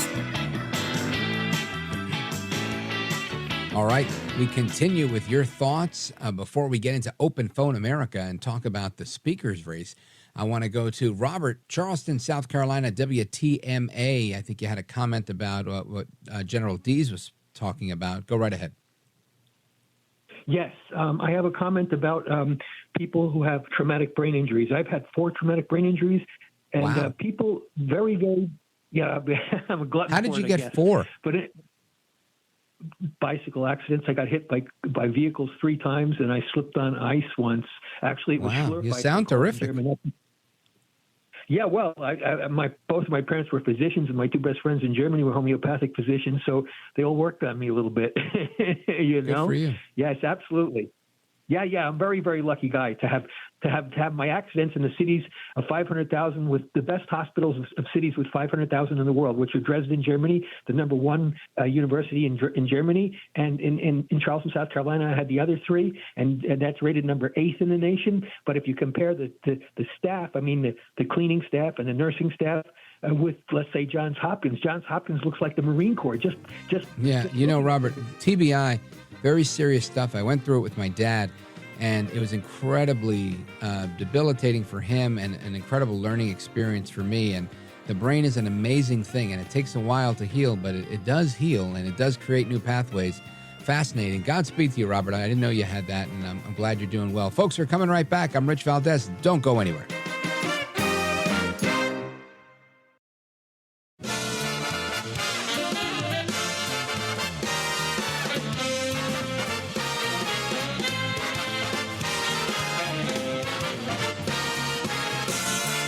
Live from the city that never sleeps. 17 miles from Madison Square Garden, New York City. It's America at Night with Rich Valdez, America's favorite late night talk program, featuring interesting guests from around the world and calls from across America. And now, here is your host, Rich Valdez. Hi there, good evening, and what's up, America? It's hour number 3. We call it Open Phone America here, and you can get me online at Rich Valdez with an S, at Rich Valdez. The phone number, if you want to join our late-night national town hall conversation, feel free. This is where you get to weigh in on anything you like, everything we've talked about throughout the evening, and we've talked about a lot. We've talked about a second U.S. aircraft carrier making its way to Israel. Joe Biden scheduled to be in Israel tomorrow, the President of the United States. We also have the speaker's race that I'm going to dig into shortly. Anti-Semitism continues. We also have the reminder that over the weekend, the 14th of October, was Jim Bohannon's farewell episode, his final show, his final live broadcast. And I just wanted to take a moment to acknowledge Jimbo. May he rest in peace. And, of course, subsequently after that, tomorrow, which is today in my time zone, the 17th was my first day with you all, so I'm grateful for that opportunity as well. Grateful to be here. And I'm looking forward to speaking with you guys tonight. Now, there's some audio I want to play for you about the speaker's race. There's a vote on the full House scheduled to vote for speaker tomorrow at noon, or Tuesday the 17th of October at 12 noon. And Kevin McCarthy says that he expects that Jim Jordan will have enough votes, 217 votes, in order to secure the speakership. We'll see exactly how that goes. I'm hopeful that he can get it on the first round as well. There's been a few people that have made their way and said, hey, we're going to do it. We're going to go for it. Let's see. We've got what's his name? Minority Leader Hakeem Jeffries. He was on Meet the Press, I think yesterday. And he says that having a governing coalition by supporting a Republican speaker is something where we're going to need bipartisan cooperation. And, of course, you need that because you have a bipartisan vote, and it's going to happen tomorrow at noon. But I want you to listen to my clip number 15 here of Hakeem Jeffries on Meet the Press. You'd effectively need about 5 Democrats to get on board and support a Republican speaker to have a governing coalition. Have you identified a candidate who you could potentially get behind, and would you allow your members to vote for a Republican speaker? We have not identified any candidate on the other side of the aisle because our focus is not on the individual. It's on the institution of Congress and the best interests of the American people, which is why what we've suggested is that we reevaluate the rules that are currently in place to facilitate bipartisan cooperation and to eliminate division. So we're going to see how that works out. Again, we saw the bipartisan cooperation when they ousted McCarthy, that every Democrat voted to get rid of McCarthy and a handful of Republicans as well. Let's see what happens with the vote tomorrow. Now, I don't necessarily expect Democrats to be a part of this. That's really only going to help the Republicans. I think they voted to get rid of McCarthy because they felt that was going to hurt Republicans. So whether or not Jim Jordan's going to get his 217 tomorrow remains to be seen. My gut tells me he's going to get it, whether it's on that first round or a very near subsequent round. I think he's going to get it. I think he's really the man for the job. But we're going to see how that plays out. Now, there were several key Republicans that were holding out that are now on board. You've got House Armed Services Committee Chairman Mike Rogers from Alabama, Kevin Calvert from California. Both said that they would never back Jim Jordan, and they've now endorsed Jordan for Speaker. So whatever deal had to be made was done. Then you had the, let's see, who else here? They've cleared the air, blah, blah, blah. Let me see, who else we got? Tom McClintock. He was also holding out, also announced that he's backing Jordan.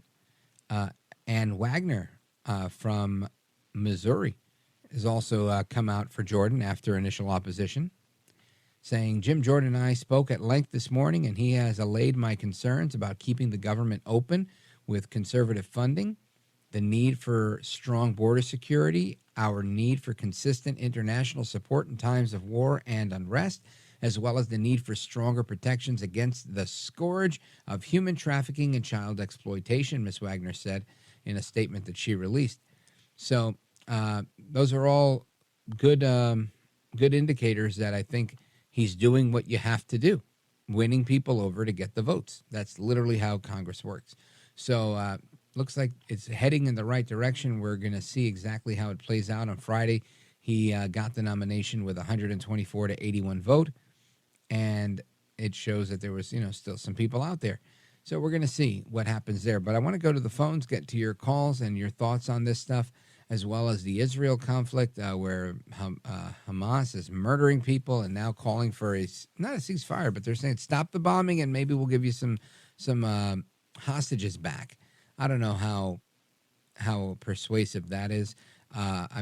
I would hope that it's honest and that they actually are going to release these people. But to me, it seems that's the only leverage they have. These are people that are used to using people as human shields. So if they don't have humans, how are they going to shield themselves? That's my thinking. But let's get your calls on this stuff. Let's see. Myrtle Beach, South Carolina, WRNN. Let's check in with Al. You're on with Rich Valdez. Go right ahead. Thank you, sir. I just wanted to cover life imitating art. We're living it right now. Orwell, Dystopia, Red Dawn, 1 and 2, and Die Hard. These people don't have any idea how to do things original. They're going to copy things that are in the movies. But we're living it right now. It's happening with the border, what's going on in Israel. That's just a precursor to what's going to happen here. Well, what art are you talking about, though? Are you saying there's a movie about an open border? I'm not following. No, well, Invasion USA. That was 80s. Oh yeah, with Chuck Norris. Sure, yeah. Great movie. Okay, great movie. Yeah, well, listen, if we have a Red Dawn scenario, I think it'll be a horrible thing. I don't think we're as equipped as the guys in Hollywood. I think there's a bunch of Americans that are ready for a Red Dawn scenario, and I think there's a whole bunch more that aren't. And, just imagine, right? Some foreign, I think there were Chinese or UN type of soldiers that had taken over in Red Dawn, and, Russian soldiers. That was the original. The remake had some other ones. But ultimately, they're in a neighborhood and they're taking over, this neighborhood. And the Wolverines get together and they fight back. And I think great mentality to have and great to be prepared that way should something like that happen. But I feel like, 9 out of every 10 people that I've met aren't ready for that and don't think it'll ever happen. I would beg to differ. I don't know that it's going to happen, but I think we should be prepared. Al? That's the problem.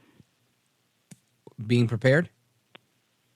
Yes, nobody. You're listening to the news and they're telling you everything's okay, but it's not okay. These people are infiltrating us now, and they're not all good. They're not all here just to work. The bad guys are here too. Over 1.5 million gotaways.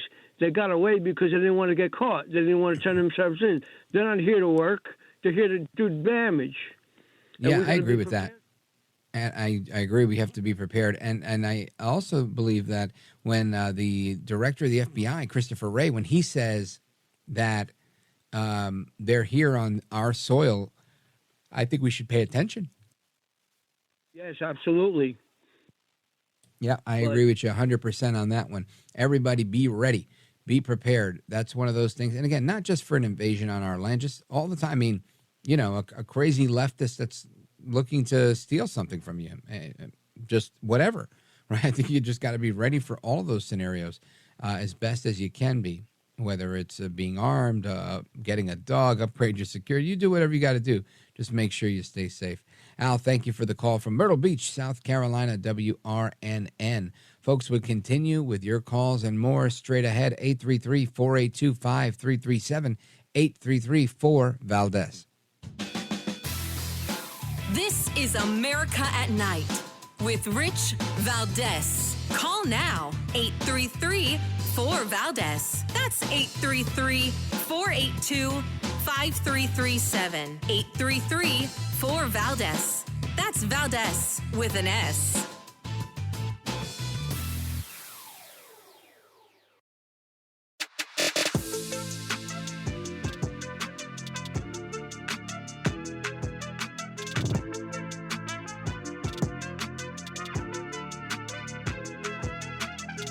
No hair, no care. and live on the air. It's Rich Valdez. Call now, 833-4VALDEZ. That's 833-482-5337. 833-4VALDEZ. That's Valdez with an S. All right, America, welcome back. And we continue with your calls on all the topics that we've been discussing this evening. I want to go to Joshua. I think he's been released from custody. We tried to go to him earlier. Atlanta, Georgia, WGKA. Joshua, go right ahead. Hey, young man. First of all, thank you for mentioning Jim. I remember that show, of course, and I miss him very much.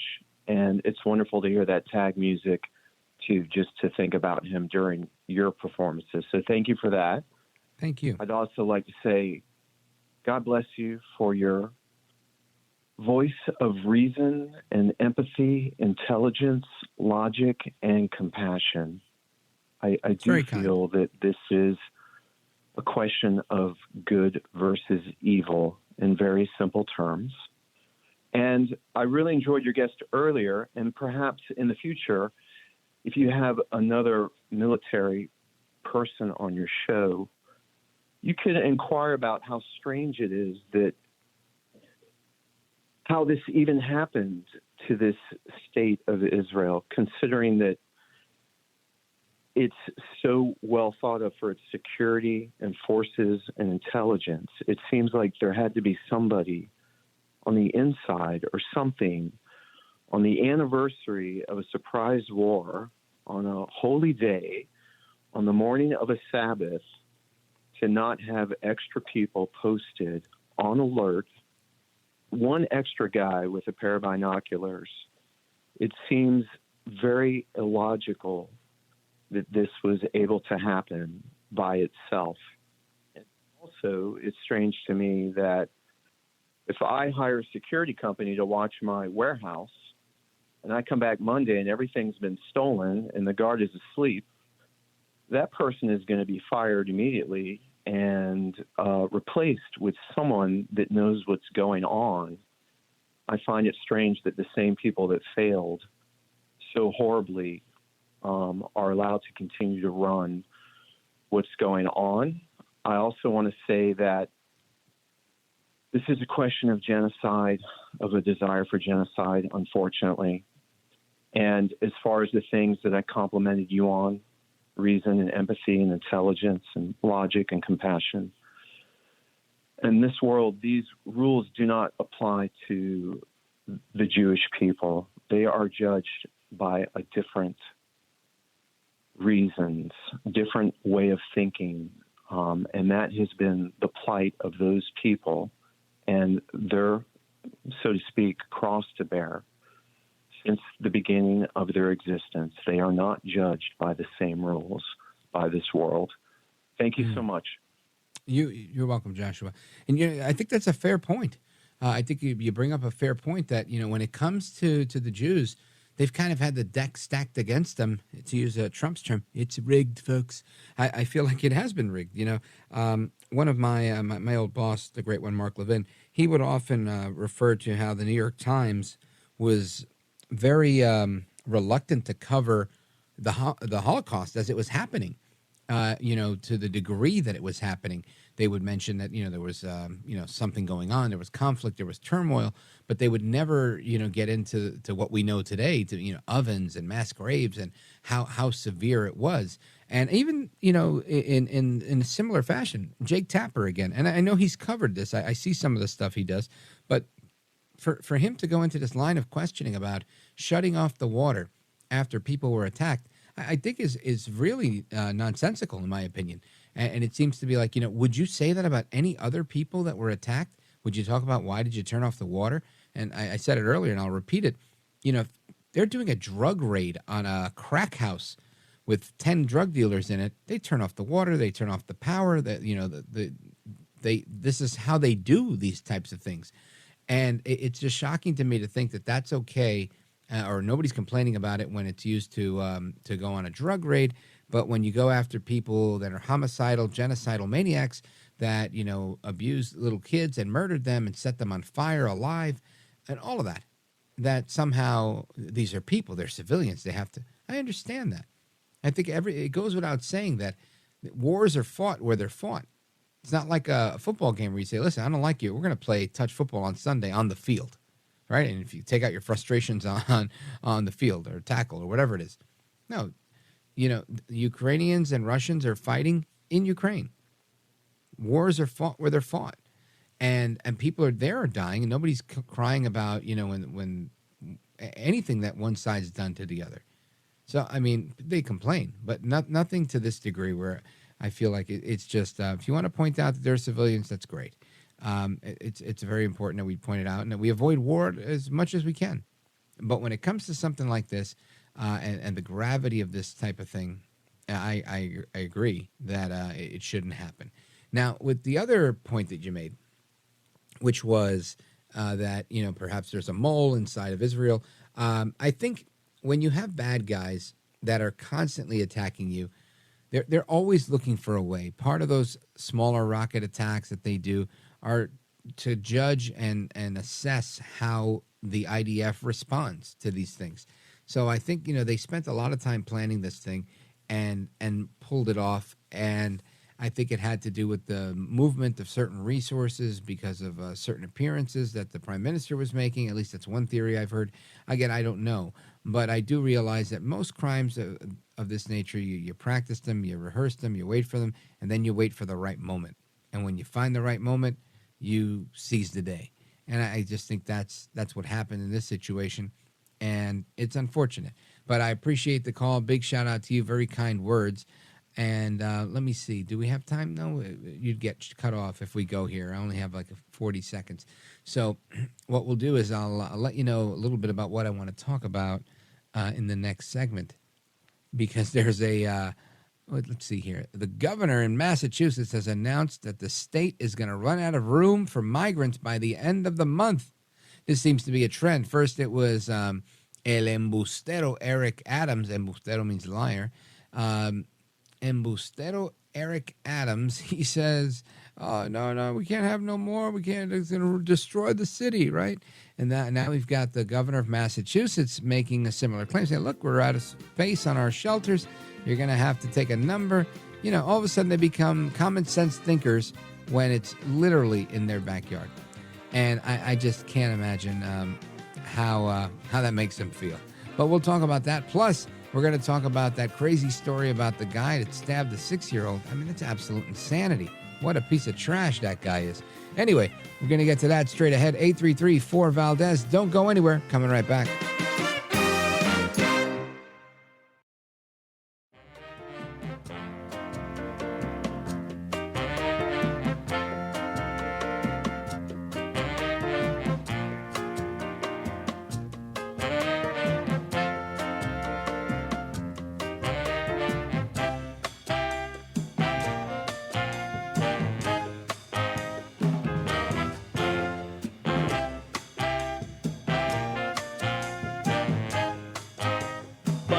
Across America to the liberty-loving Latino, Rich Valdez. This is America at Night with Rich Valdez. Call now, 833-4-VALDEZ. That's 833-482-5337. 833-4-VALDEZ. That's Valdez with an S.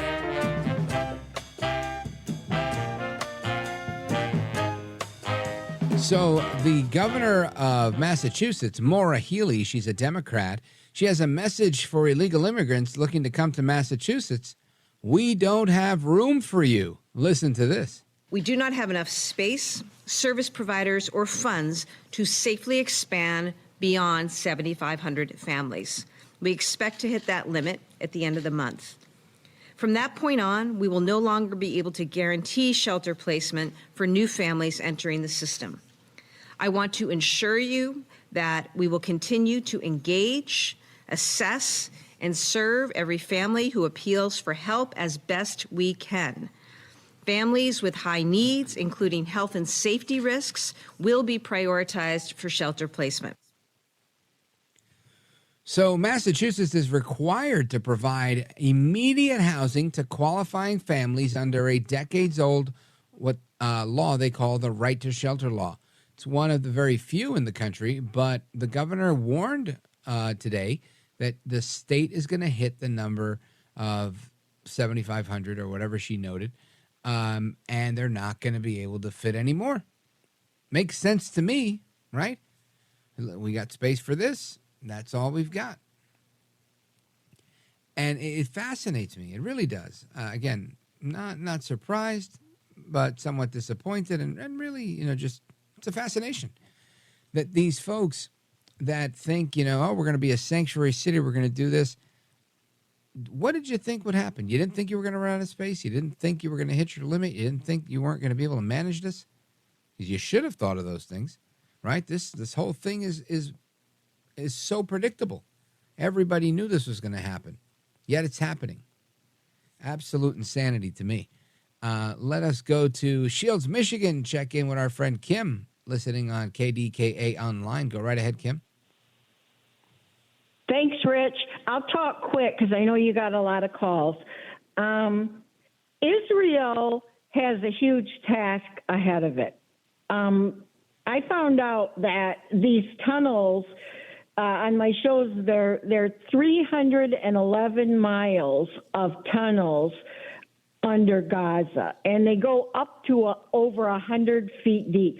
That's what Israel's going to have to deal with. And I totally agree with what Ron DeSantis was saying about the Palestinians, because the Palestinians of Gaza are not good people. They harbor and they provide safe haven to terrorists. And I think that this is just my opinion, this thing right here, but I think the water and the power was cut off to quicken their exodus, because Israel will have to, these tunnels open up underneath buildings. They're going to have to somehow blast all the buildings so they can find the tunnel openings. But anyways, the other thing I wanted to say is the Palestinians are, they're finding out that the world doesn't want to harbor them. Even like you said, Egypt said, you're not coming here, and they're their next door neighbor. And I'll tell you another group that's like that is the Haitians. When Haiti had the big earthquake 13 years ago or something, Brazil took a lot of them in, as refugees. And then when Biden opened up our southern border to the world 3 years ago, all the Haitians started leaving Brazil and heading north to the USA. And the president of Brazil said, if the U.S. kicks you out or you're not given haven there, you're not welcome back here. So they left a place where they had a nice life to come here where it might be a little bit better and they'd get some free stuff. And it's funny because Brazil says they don't want them back. And there are peoples around the world that nobody will take them in because they're so nasty or evil or, what varying reasons, but it's their own fault. What do you think? Yeah, I don't know what to think about that one. I mean, obviously, I think there's a number of things, right? As much as these neighboring countries may want to help, I think that they don't want to be involved is part of it. The other part of it is they know who these people are, and they say, you know what? You guys are constantly in conflict. You don't do anything to push out the bad eggs amongst you. So therefore, everybody's going to go down because of a couple of rotten eggs. And I think that's lamentable, but I think that's reality, and that's where we are. So to me, yeah, I understand Israel is about to go in, and Egypt is saying we're not accepting any Palestinians. I get it. I understand. I don't agree. I think that they should let as many as they can in because that's your neighbor, and you've got to do what you got to do. And they're not at war with each other. They haven't attacked each other. So therefore, they should try to get along, but they're not. And I think the other countries that are not knocking down anybody's door saying, no, come here, pick us. We want to be there. I feel that the reasoning with that is, again, same thing. They'd prefer not to be involved, or if they are, in the most stealth capacity possible so that they could kind of survive this thing and get through it and not have to engage as hardcore as they might have otherwise. But it seems to me that the neighboring countries are non-committal, and they're non-committal for whatever their reason being, but it is. And to your point, they don't want them, right? They're saying no, and it makes sense to say no here. And I think so here too. And it's not because I think they're bad people per se. I don't. I think, if there's 1.5 million, 2 million people there, I don't believe that they're all bad guys. DeSantis said he believes they're all anti-Semites. That may be true. Again, I have not been to that part of the world, but I would venture to say, I think with anything, the Democrat Party, any group, the Republican Party, but more so the Democrat Party, I would say, if looking at that as an example, you've got people that mean well, but they kind of follow the lead. And I think that's the same thing, especially in a place like the Gaza Strip, where it's smaller in population and whatnot. And I can't imagine them all being bad guys. I think you get a handful of bad guys that have the power and the control, and then they take advantage of the whole situation by having that power and control. And ultimately, I think that's where it ends up. I don't think everybody's a bad guy, but they're not doing anything to weed out the bad guys either. And that's kind of that guilt by association, if you will. I don't know if all that made sense, but that's my thought on it. Kim, thank you for the call. I appreciate your analysis. Outstanding as usual. Folks, we continue with the rest of your calls and more straight ahead. 833-4-VALDEZ, 833-482-5337. This is America at Night with Rich Valdez. Call now, 833-4-VALDEZ. That's 833-482-5337. 833-4-VALDEZ. That's Valdez with an S.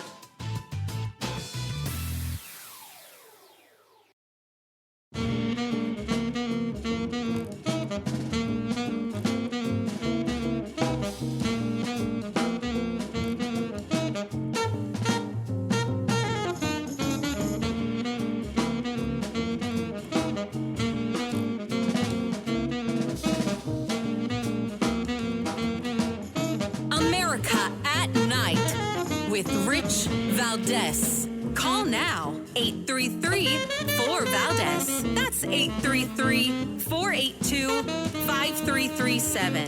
833-4-VALDEZ. That's Valdez with an S. So Friday was the day of jihad that was called for by the founder of Hamas, or one of the former leaders of Hamas, said we have to band together in this day of jihad. And again, thank God, largely, what is it, the term that the left uses? Mostly peaceful, right? Mostly peaceful, at least in my neck of the woods. But I can tell you that it wasn't mostly peaceful in Chicago, where a landlord stabbed a 6-year-old boy, a baby. This guy, blonde-haired, looks like Hulk Hogan on crack. And I love Hulk Hogan, by the way. This guy looks like... I don't know if he got beat up, because he's banged up in his mugshot. Maybe he got a little wooden shampoo, as my buddy Curtis would say. But horrible, horrible thing. We've got a news report on this. Listen to this. Details did come out in court today about the suspect as we're learning more about what may have led him to this very heinous attack. Mourners did leave the Mosque Foundation calling for peace and honoring 6-year-old Wadea Al-Fayoume, who authorities say was brutally killed as a result of the Israeli-Hamas conflict in the Middle East. Now, earlier in the day, 71-year-old Joseph Zuba appeared before a Will County judge charged with first-degree murder, attempted murder, 2 hate crimes, and aggravated battery. Prosecutors say the landlord stabbed 6-year-old Wadea 26 times and his mother more than a dozen times inside their Plainfield home Saturday morning. According to court documents, the child's mother told detectives the suspect knocked on her door saying he was mad about what was going on in Jerusalem. So this Chicago landlord, again, accused of fatally stabbing a 6-year-old Palestinian American, a little boy, and his mom. He stabbed the little boy to death because he was paranoid that Muslims were planning acts of mass terror after listening to conservative radio shows, and that's according to the court documents. That's what was stated by the prosecutors. Now, I want to say this. On Friday, we had Dr. Zuhdi Jasser on, a Muslim who is the leader of the Islamic American Forum for Democracy. And we had a conversation about this. And for them to indict conservative talk radio shows, I think is an incredible mistake. Why? Not because I'm a conservative talk radio host, no. But because millions of people listen to conservative talk radio. And one pendejo, Joseph Zuba, 71 years old, looks like Hulk Hogan on crack, appeared to be delusional and paranoid. This guy's a prick. He's a monster. He's a demon. Who stabs a 6-year-old? And for the prosecutors to say that this happened after listening to no, nobody listens to conservative talk radio and goes and stabs a 6-year-old. I can't believe that's not part of the conversation here, but it should be. This man is whatever he is, crazy, not sane. And listen, if there was more to this story, the kid was pointing a rocket launcher at him, different story. That's not the case. This is a crazy old man. He stabbed a little boy named Wadia Al-Fayoume. And then he attacked his mother, 32-year-old Hanan Shaheen. They rented this apartment for him. There was a 45-minute hearing. Prosecutors told the court how Zuba had been closely listening to talk radio coverage of the violence in Israel and was convinced his Muslim tenants were going to harm him as part of their day of jihad. You don't go and kill little kids. I don't care if you're Hamas or this white guy in Chicago. Scumbags all around. You don't do that. I don't understand what's going on here. Is it me that thinks that you don't do this? The landlord said he believed he was in danger and that the mom was going to call Palestinian friends to come and harm him. The county assistant state attorney, Michael Fitzgerald, said that Zuba's wife told investigators that he was truly in fear. Now, after no terror attacks occurred on the day of jihad, Zuba's wife said he became convinced they would, he became convinced that the attack would go down on Saturday by knocking out the electrical grid, and even went to the bank to withdraw $1,000 in cash while ranting that he wanted their Muslim tenants out. A public defender that's assigned to defend Mr. Zuba provided no evidence to back up his fears that Shaheen and her son were going to do this. This is just a horrible story. The mother told investigators that her last day with her son started out like any other day. The two of them were having breakfast together when Zuba knocked at the door. She said he's an angry man, but on the day in question, he came to the house and said he was angry at her for what was happening in Jerusalem. Let's give peace a chance, she reportedly told Zuba before he lunged at her with a military-style serrated knife, like a K-bar type of thing. Shaheen was forced to barricade herself inside the bathroom while she called 911 but couldn't reach her son in time to bring him to safety. When officers arrived just before noon, they found Wadia dead, the little boy, 6 years old, dead with 26 stab wounds. Zuba was found lying on his back in the backyard with a large knife in his belt and other knives lying on the ground next to him. The mom was taken to the hospital in critical condition with over a dozen stab wounds. She's expected to make a full recovery ultimately.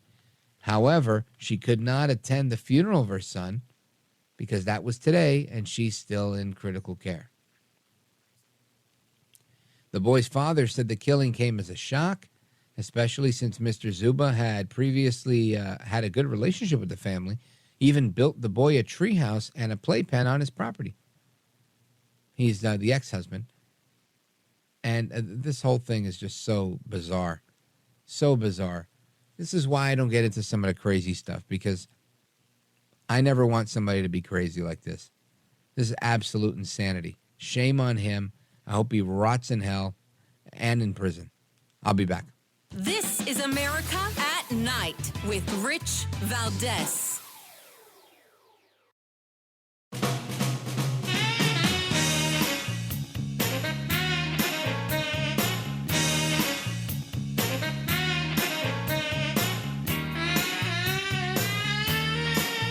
America at Night with Rich Valdez.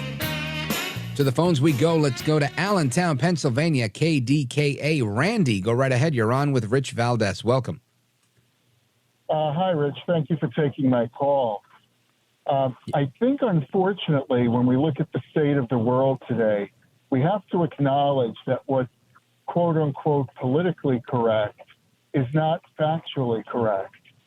And we're blessed to live in the United States, where we're guided by Judeo-Christian values.